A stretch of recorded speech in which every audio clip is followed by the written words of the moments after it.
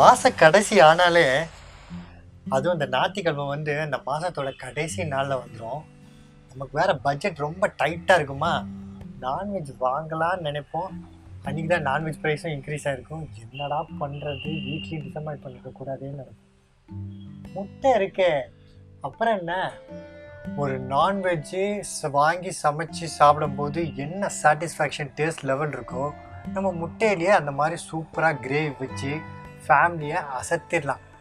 Bachelors நீங்கள் கூட தான் வேலைக்கு போய்ட்டு ரொம்ப டைட்டாக வந்துட்டு சீக்கிரமாக எதாவது பண்ணுன்னா இந்த முட்டை கறி பண்ணி குடிச்சுன்னு வச்சுக்கோங்க. இந்த முட்டை குழம்பு வேற லெவல். பண்ணிடலாமா?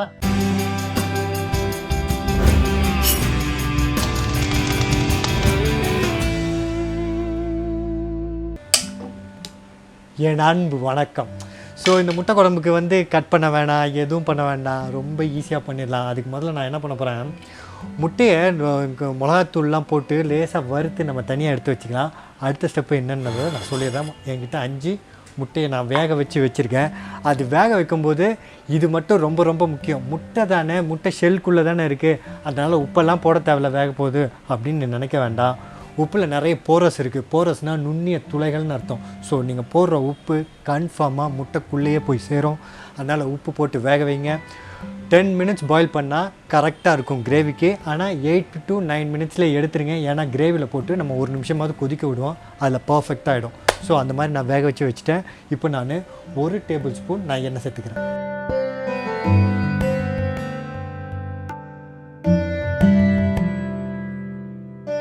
இந்த எண்ணெய் காயத்துக்குள்ளே நம்ம என்ன பண்ண போகிறோம், முட்டை இருக்குல்ல, 5 முட்டை, அது எல்லாத்தையும் இந்த கத்தியால் வச்சு லேசாக அப்படி ஹோல்ட் பண்ணிக்க போகிறோம். அப்படி பண்ணும்போது தான் என்ன ஆகுன்னா, நம்ம கிரேவியில் போட்டால் அந்த கிரேவி உள்ளே இறங்கிறதுக்கு ஈஸியாக இருக்கும். அதே சேம் டைம் நம்ம இப்போ பொரிக்க போகிறோம்ல, அந்த மசாலாவும் இதில் உள்ளே இறங்கும். 1/2 டீஸ்பூன் மிளகாத்தூள், ஒரு 2 சிட்டிகை மஞ்சத்தூள் போட்டு உடனே நம்ம முட்டையும் சேர்த்துக்கலாம்.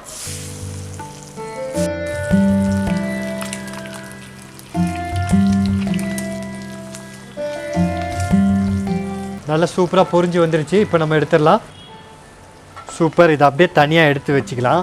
வச்சுட்டு நான் இதே இருப்பு சட்டியை நான் என்ன பண்ண போகிறேன், 1 டேபிள் ஸ்பூன் தானே எண்ணெய் ஊற்றணும், கொஞ்சம் தான் மிச்சம் இருக்கும். அதை நல்லா வைப் பண்ணி எடுத்துகிட்டு அந்த எண்ணெய் யூஸ் பண்ண தேவையில்ல.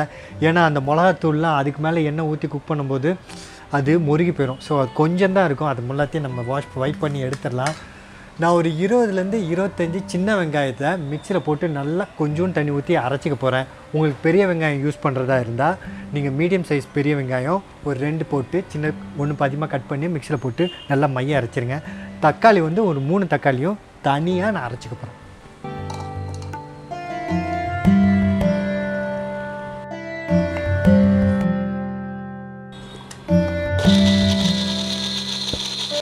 வெங்காயத்தை அரைச்சாச்சு. அடுத்து நம்ம தக்காளியை அரைச்சிக்க போகிறோம். அந்த தக்காளியை நம்ம என்ன பண்ண போகிறோன்னா, அரைக்கிறதுக்கு முன்னாடி அதில் கொஞ்சமாக கொத்தமல்லி வேரை அதில் கொஞ்சமாக நான் சேர்த்துக்க போகிறேன். வேரில் தான் நல்ல இன்டென்ஸான ஃப்ளேவரும் டேஸ்ட்டும் இருக்குது.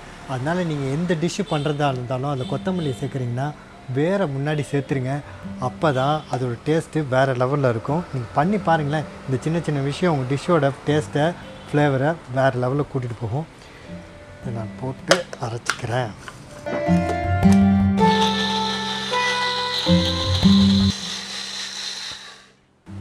ஓகே, சூப்பராக அரைச்சாச்சு தக்காளியும். அடுத்து நம்ம என்ன பண்ண போகிறோம், 1/2 இன்ச் இஞ்சியும் ஒரு 4 to 5 பூண்டையும் நான் இடித்து சேர்க்க போகிறேன். இடித்து சேர்த்தாலே அதோட டேஸ்ட்டு வேறு லெவல். உங்களுக்கு வந்து விழுதாக சேர்த்துக்கணுன்னா நீங்கள் விழுதாக அரைச்சி வச்சுக்கோங்க. ஸோ நான் இப்போது இதை இடிச்சிக்கிறேன்.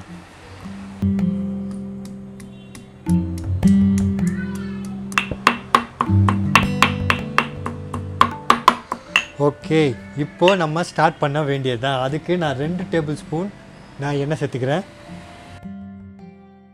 எண்ணெய் நல்லா காஞ்சிருச்சு. இப்போ நம்ம இடித்து வச்சுருந்த இஞ்சி பூண்டு சேர்த்துக்கலாம். நல்லா வதங்கிருச்சு. இப்போ நம்ம அரைச்சி வச்சுருந்த வெங்காயத்தை சேர்த்துக்கலாம்.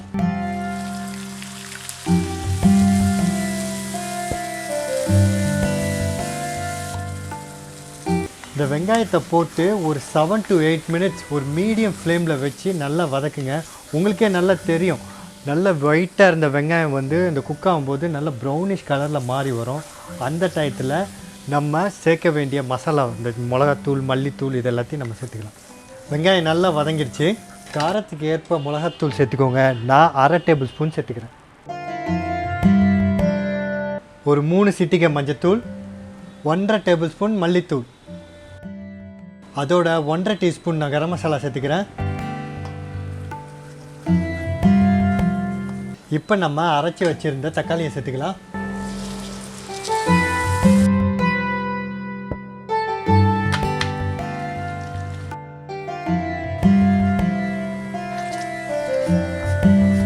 கிரேவிக்கு தேவையான உப்பை சேர்த்துக்கலாம்.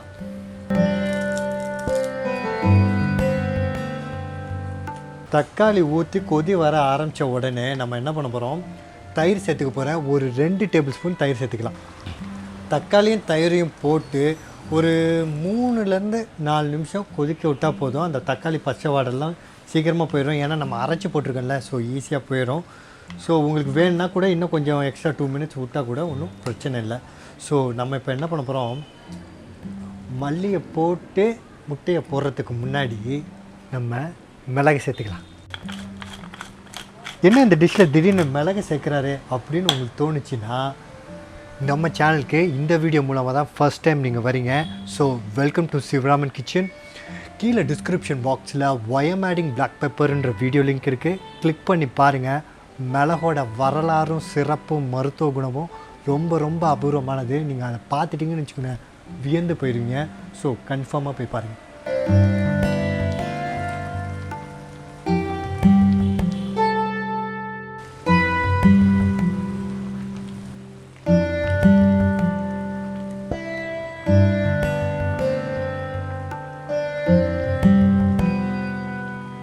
முட்டையை போட்டு ஒரு 2 நிமிஷம் நல்லா கொதிக்க விட்டாச்சு. ஒரு அட்டகாசமான முட்டை குழம்பு வேறு லெவலில் ரெடி.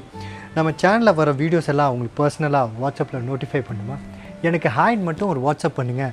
பண்ண வேண்டிய வாட்ஸ்அப் நம்பர் 9940302830.